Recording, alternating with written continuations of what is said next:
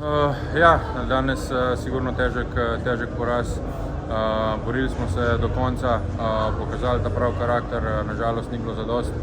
Nam je zmanjkala tista pika na i oziroma tista zaključen strel na koncu, ampak zdaj tekme je konc. Moramo se zdaj fajn spočiti, zdaj so bile dve težke tekme in pač gledati naprej z dvignjenimi glavami, nič ni izgubljeno in se pravi, da se moramo pripraviti na tiste dve tekme in iz tistih dveh tekem izkoristiti, izpiliti kar se da čim več.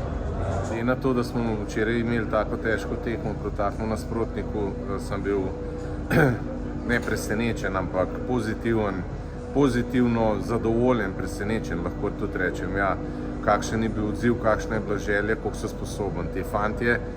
Tako da fizika tukaj je, to nas hrabri za zadnji dve tekmi, treba se pa majčkeno spočiti od hokeja, tako da jutri prost dan, ga bomo imeli za sebe in upam, da pričakamo zadnji dve tekmi optimalno pripravljeni in da odigramo po najboljših močeh.